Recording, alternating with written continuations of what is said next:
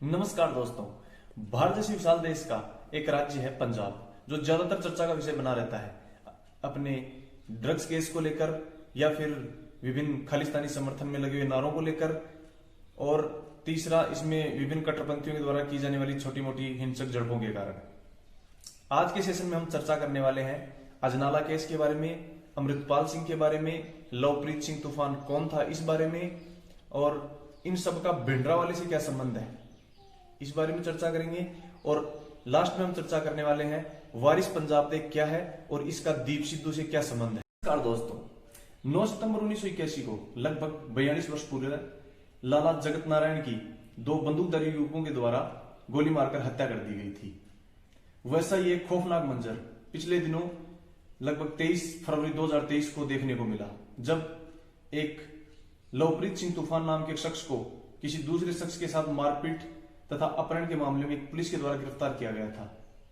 यह मंजर खौफनाक उस दौरान हो गया जब एक बड़ी मात्रा में सिख युवकों की या कट्टरपंथी युवकों की भीड़ ने अजनाला थाने पर हमला कर दिया। ये युवक तलवार, बर्छे, भाले वगैरह लेकर पूरी तरीके से हथियारों से लैस होकर आए थे।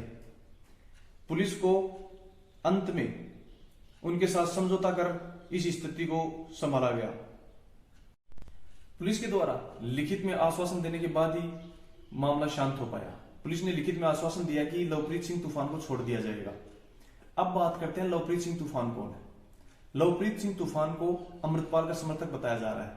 ये खालिस्तानी समर्थक है।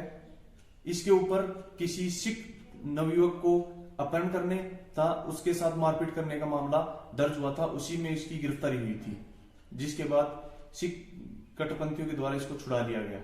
आइए अब बात करते हैं अमृतपाल सिंह कौन है। अमृतपाल सिंह पंजाब राज्य के अमृतसर जिले के जुलूफरखेड़ा गांव का निवासी है। ये पिछले काफी लंबे टाइम से दुबई में ट्रांसपोर्ट से संबंधित काम कर रहा था और लगभग साल भर पहले ही भारत लौटा था। भारत लौटने के बाद इसने शादी की और उससे पहले ये वारिस पंजाब दे नामक ग्रुप से जुड़ गया था। अब बात करते हैं वारिस पंजाब दे क्या है। वारिस पंजाब दे एक ग्रुप है जिसे दीप सिद्धू ने बनाया था। दीप सिद्धू उस समय चर्चा का विषय बने थे जब उन्होंने गणतंत्र दिवस पर तिरंगा हटाकर अपने पंथ से संबंधित कोई झंडा टांग दिया था। उसी के बाद दीप सिद्धू ने लगभग 7-8 महीने बीतने के बाद एक वारिस पंजाब दे के नाम से ग्रुप बनाया था।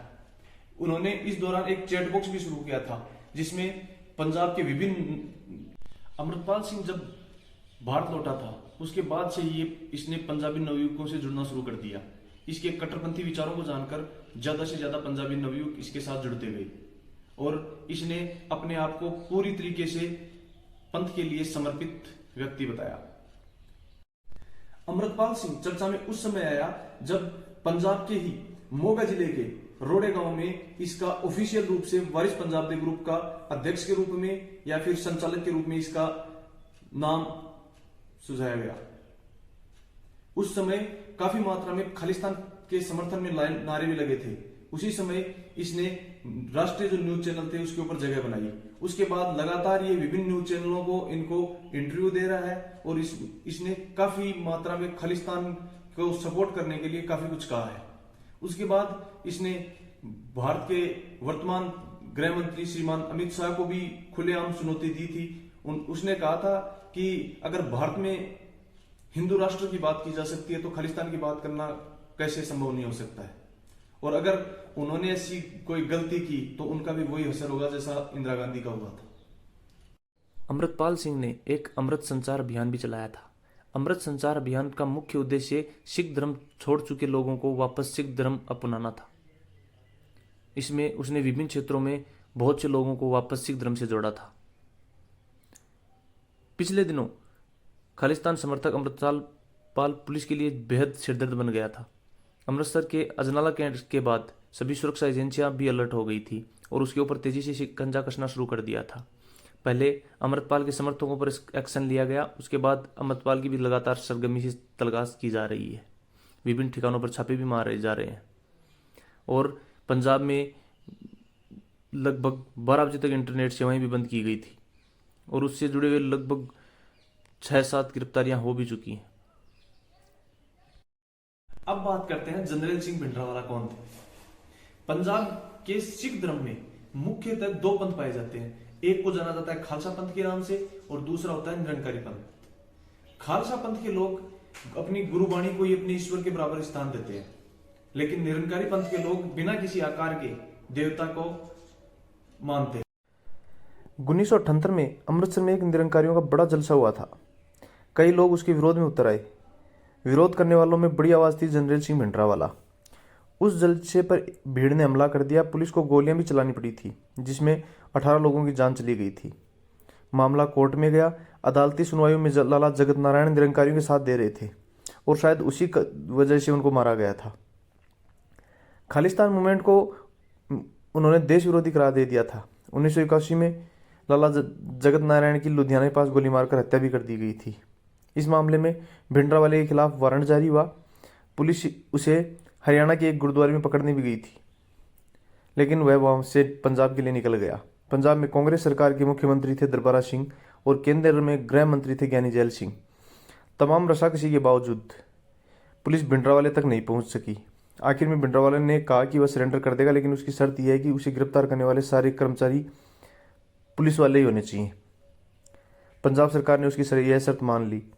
लाला जगत नारायण की हत्या के 2 हफ्ते बाद उसके समर्थकों की नारेबाजी के बीच भिंडरावाले ने सरेंडर कर दिया। उसके समर्थकों ने पंजाब में कई जगहों पर बहुत ज़्यादा तोड़फोड़ की और आगजनी भी की। हिंसा में करीब 1 दर्जन लोगों की जान चली गई। हालांकि गिरफ्तारी के 26 दिन बाद सबूत नहीं मिलने के आधार पर भिंडरावाले को रिहा कर दिया गया। फिरोजपुर जिले की रिहाई के समय भिंडरावाले के सैकड़ों समर्थकों के बीच पंजाब की सियासत में एक बड़ा मोड़ आया। उसने भिंडरावाले को खालिस्तानियों का हीरो बना दिया। यही वजह थी कि अजनाला में भी जो घटना हुई थी लोगों को 1980 का दशक का याद दिला गई। उसके बाद उसके नाम के साथ भिंडरावाले भी जुड़ गया। तब उसकी उम्र करीब 30 साल थी। कुछ ही महीनों बाद भिंडरावाले ने पंजाब में उथल पुथल पैदा कर दी। 13 अप्रैल 1978 को अकाली कार्यकर्ताओं और निरंकारियों के बीच एक हिंसक झड़प हुई। उसमें 13 अकाली कार्यकर्ताओं की मौत हो गई थी। उसके बाद रोज दिवस मनाया गया, जिसमें जनरल सिंह भिंडरावाला ने भी हिस्सा लिया। भिंडरावाले ने पंजाब और सिखों की मांग का लेकर कड़ा रवैया अपनाया और जगह जगह भड़काऊ भाषण देने लगा।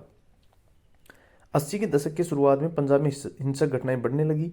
1981 में पंजाब केसरी के संस्थापक और लाला जगत नारायण की हत्या हुई थी।